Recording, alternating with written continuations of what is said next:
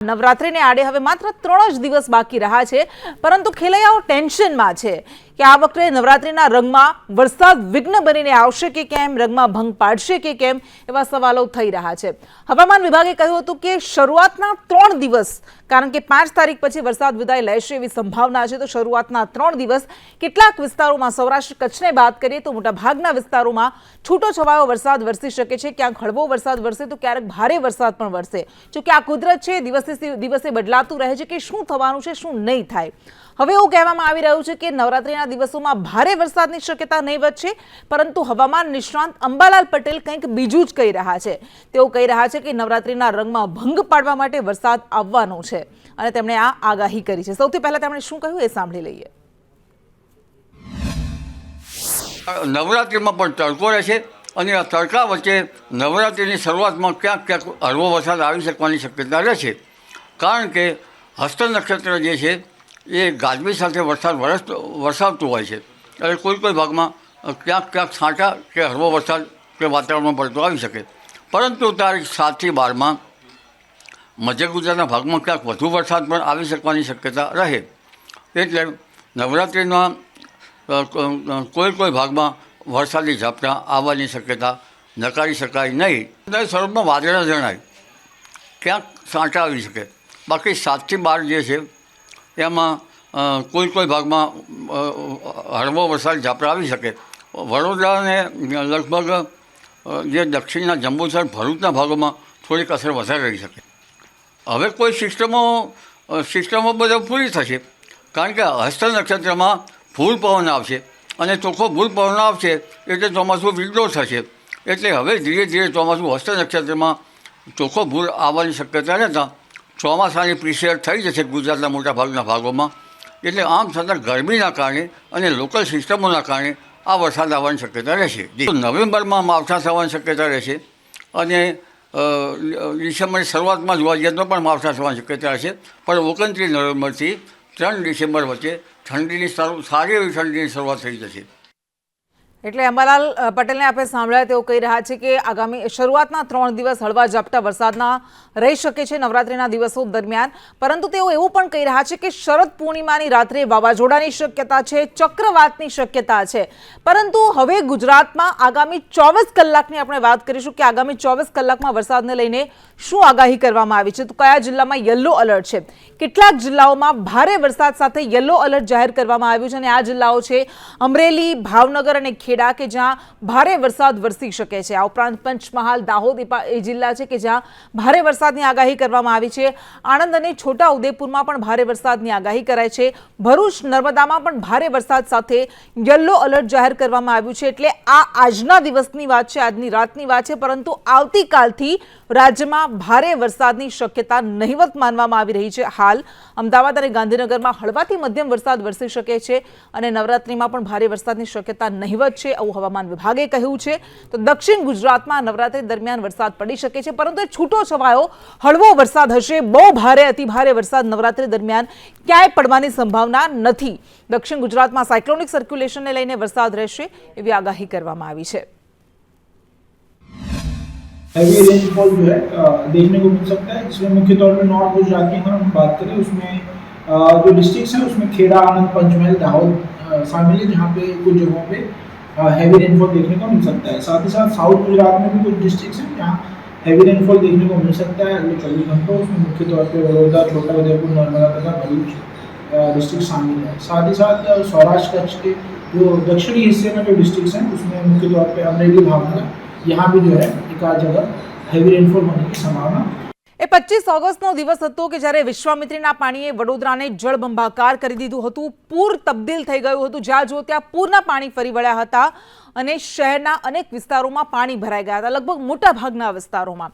એ દિવસની રાત હજુ પણ વડોદરા ભૂલ્યું નથી, પરંતુ આ બધા વચ્ચે આજે વડોદરામાં 5 ઇંચ જેટલો વરસાદ વરસ્યો અને ફરી વડોદરા જળબંબાકાર થઈ ગયું। ફરી વડોદરાવાસીઓ ડર્યા કે ક્યાંક એવી સ્થિતિ ફરી ન થાય, જો કે એવું નથી થયું। શહેરના અનેક વિસ્તારોમાં આજે પાણી ભરાઈ ગયા. રાવપુરામાં સ્વિમિંગ પુલ જેવો ઘાટ સર્જાયો હતો.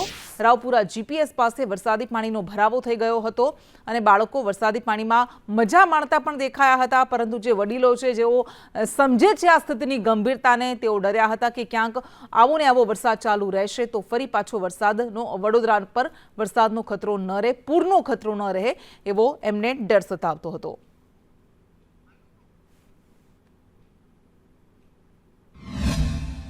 વડોદરા શહેરમાં છેલ્લા 3 કલાકમાં 3 ઇંચથી વધુ વરસાદ ખાબક્યો છે. વિવિધ વિસ્તારોમાં પાણી ભરાયા છે. આપ જોઈ રહ્યા છો તે મુજબ રાવપુરાનો વિસ્તાર છે, જીપીઓ પોસ્ટ ઓફિસ પાસેનો, જ્યાં કને વરસાદી પાણીનો ભરાવો થઈ ગયો છે.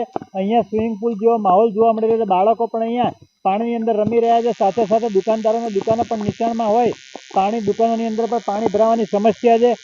એક તરફ સરકાર દ્વારા જે કેશ ડોલ આપવાની હતી, ઘર વખરી સહાય આપવાની હતી, દુકાનોનો જે ધંધા રોજગારને અસર પહોંચી તેની સહાય આપવાની હતી, પરંતુ તે હજી સુધી મળી નથી. ત્યાં આ સતત ત્રીજી વખત વરસાદી પાણીના ભરાવાને લઈને નાગરિકોને અસહ્ય નુકસાની વેઠવાનો વારો આવ્યો છે. હિરેન મોદી, સંદેશ ન્યૂઝ, વડોદરા. તો વડોદરાના પાદરામાં પણ પવન સાથે વરસાદ વરસ્યો અને અલગ અલગ વિસ્તારમાં પાણી ભરાઈ ગયા હતા. ફૂલબાગ જકાતનાકા એસટી ડેપો પાસે પાણી ભરાઈ ગયા. તો જાસપુર રોડ કોઠી ફળિયા વિસ્તારમાં પણ પાણી ભરાઈ ગયા. આંબેડકર સર્કલ પાણીની ટાંકી વિસ્તારમાં પાણી ભરાઈ ગયા. લુણા, જાસપુર, મહુવડ, ઘાયજ, ગોરિયાદ, સરસવની, હુસેપુર, કોટવાડા, વીરપુર, લુણા, ડભાસા બધા જે ગામડાઓ છે કે જે વરસાદને કારણે આજે પાણી થઈ ગયા હતા. તો સાર્વત્રિક વરસાદ આજે વડોદરામાં વરસ્યો હતો અને નીચાણવાળા વિસ્તારોમાં પાણી ભરાઈ ગયા હતા. દાલસન 4 રસ્તા, રાવપુરા વિસ્તારનું આપણે જોયું. ન્યાય મંદિર, ગેન્ડી ગેટ વિસ્તારમાં પણ પાણી ભરાઈ ગયા, જેના કારણે ગરબાના આયોજકો અને ખેલૈયાઓ અને વેપારીઓ ચિંતામાં મુકાઈ ગયા કે જો આવું ને આવું રહેશે, કારણ કે એ પાર્ટી પ્લોટ્સમાં પણ પાણી ભરાઈ ગયા અને એટલા માટે ચિંતા થવી સ્વાભાવિક છે કે પાણી ઓસરશે કેવી રીતે, પાણીને નીકાળશું કેવી રીતે.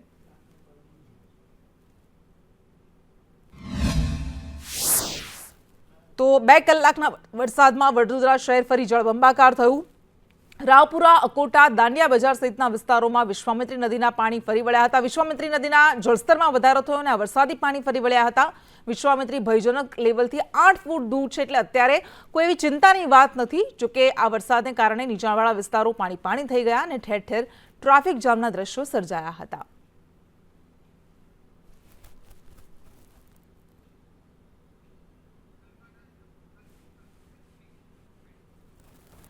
અને હવે નજર કરીએ ગુજરાતના જળાશયોની સ્થિતિ પર. આ વખતે ગુજરાતમાં સારો એવો વરસાદ વરસ્યો છે. 120% કરતાં વધારે ગુજરાત વરસ્યો છે અને ગુજરાતના તમામ ઝોન, એ મધ્ય ગુજરાત હોય, મધ્ય પૂર્વ ગુજરાત હોય, ઉત્તર ગુજરાત હોય, દક્ષિણ ગુજરાત હોય, એ સૌરાષ્ટ્ર હોય કે હોય કચ્છ, આ બધા ઝોનમાં 100% કરતાં વધારે વરસાદ વરસ્યો છે અને તેના કારણે ગુજરાતના જળાશયો પણ છલક્યા છે અને એના કારણે હવે પાણીની ચિંતા નહીં રહે એવી એક આશા બંધાય છે. હાલ ગુજરાતની હાલની સ્થિતિની આપણે વાત કરીએ તો હાલ ગુજરાતના 158 ડેમ હાઈ એલર્ટ પર છે, જ્યારે 13 ડેમ એવા છે જે એલર્ટ મોડ પર છે અને 8 ડેમ વોર્નિંગ પર છે. આ ગુજરાતની સ્થિતિ શું છે, જળાશયોની સ્થિતિ શું છે, એ દ્રશ્યો પણ આપણે બતાવીશું કે જે ડેમ છલકાઈ રહ્યા છે એના કારણે ત્યાંના લોકોમાં હરખની હેલી છે. કચ્છના 20માંથી 10 ડેમ છલોછલ છે અને 85.93% પાણીનો જથ્થો છે. એ જતાં જતાં મેઘરાજાએ જમાવટ બોલી છે અને તેના કારણે રાજ્યના જળાશયો પણ છલકાયા છે. ગુજરાતની જીવાદોરી સમાન નર્મદા નદી પરનો સરદાર સરોવર ડેમ પણ અત્યારે સારો એવો ભરાઈ ગયો છે. મધ્ય ગુજરાતના 17માંથી 10 ડેમ છલોછલ થઈ ગયા છે અને 98.27% પાણીનો જથ્થો અત્યારે ભરાયો છે. આ ઉપરાંત અન્ય ડેમની વાત કરીએ તો દક્ષિણ ગુજરાતના 13માંથી 9 ડેમ છલોછલ છે અને પાણીનો જથ્થો 97.63% અત્યારે દક્ષિણ ગુજરાતના ડેમમાં ભરાઈ ગયો છે. એટલે આ વખતે એવી આશા સેવવામાં આવી રહી છે કે પાણીનો કોઈ કકળાટ નહીં થાય. જો કે દર વખતે ગઈ વખતે પણ આપણે જોયું હતું સારો વરસાદ વરસ્યો હતો અને તેમ છતાં પણ પાણીનો કકળાટ ઘણા બધા વિસ્તારોમાંથી સામે આવ્યો હતો.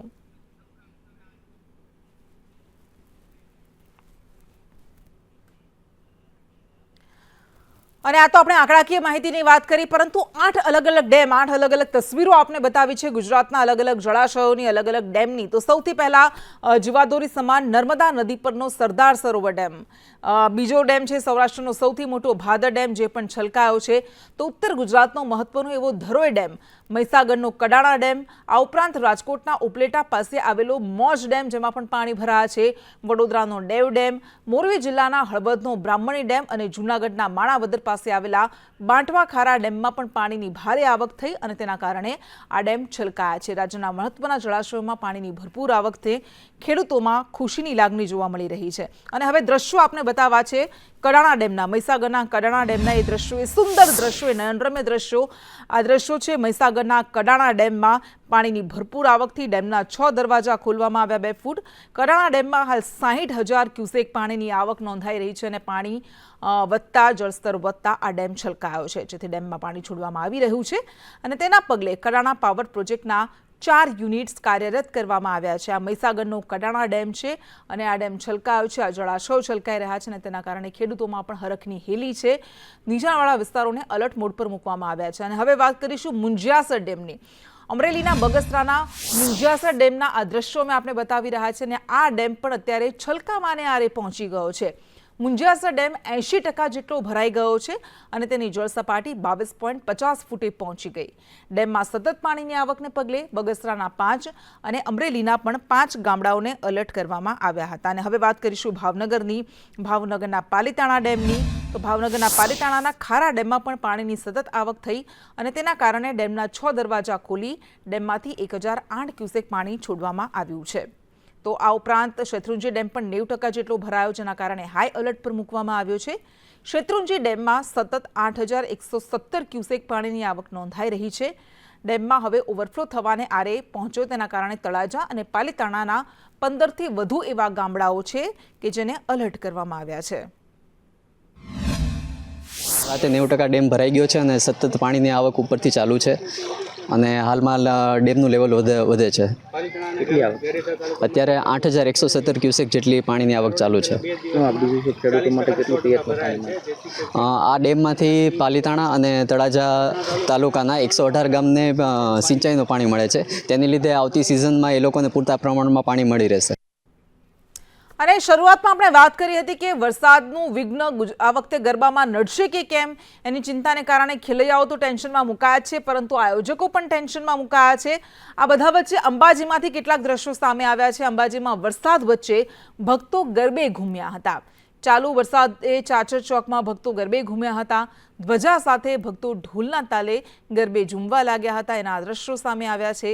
ભીંજાતા મંદિરમાં દર્શન કરવા માટે આ દર્શનાર્થીઓ પહોંચ્યા હતા, ભક્તો પહોંચ્યા હતા.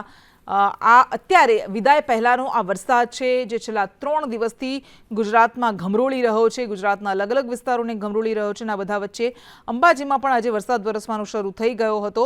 ત્યારે જે દર્શનાર્થીઓ પગપાળા ત્યાં પહોંચ્યા હતા ચાચર ચોકમાં, તેઓ વરસાદમાં જ ગરબે ઘૂમવા લાગ્યા હતા હાથમાં ધ્વજા સાથે.